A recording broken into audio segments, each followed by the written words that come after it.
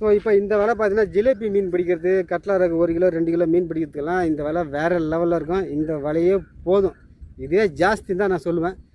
ஏன்னா நிறைய பேர் வந்து பிடிக்கிறதுக்கு எனக்கு 50 திக்னஸ் கொடுங்க, 60 திக்னஸ் கொடுங்க, எங்கள் ஊரில் நிறைய கல் இருக்குது, முள் இருக்குது அப்படின்றாங்க. இது வந்து மீன் பிடிக்கிறதுக்கான வலை, கல்லில் போட்டு இழுக்கிறதுக்கான வலை. கல்லில் மாடிச்சா நீங்கள் பொறுமையாக தான் இருக்குன்னா எந்த திக்னஸ் வலையாக இருந்தாலும் கல்லில் போட்டு இழுத்துனா கட்டாக தான் செய்யும். கல்லில் முள்ளை மாடிச்சா மட்டும் நிதானமாக எடுத்துட்டிங்கன்னா போதும். மற்றபடி மீன் பிடிக்கலாம் வேறு லெவலில் இருக்கும். ரஃப் யூஸ் பண்ணுறதுக்குன்னா இந்த திக்னஸே போதும். 32 mm திக்னஸ் இது. இதில் கண்ணு சைஸ் வந்து 40 mm.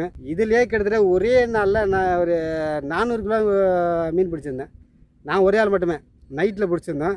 1 கிலோக்குள்ளே இருக்கும் எல்லா மீனும், 1 கிலோக்குள்ளே தான் இருக்கும். எல்லா மீனும் ரோகு தான். 4 கிலோ மீன்லாம் சக்கச்சக்கமாக பிடிச்சிருக்கணும். இது வந்து வேறு லெவலில் இருக்கும், நல்லாயிருக்கும். இந்த வலையிலுமே பார்த்தீங்கன்னா இது வந்து ஒயிட் இருக்கா, உங்களுக்கு தேவைன்னா ரெட்டு கிடைக்கும், எல்லோ கிடைக்கும், க்ரீன் இல்லைனா ப்ளூ கலரு, இந்த மாதிரி இந்த நிறைய டிஃப்ரெண்டான கலர் உங்களுக்கு இந்த வெள்ளடியிலே கிடைக்கும்.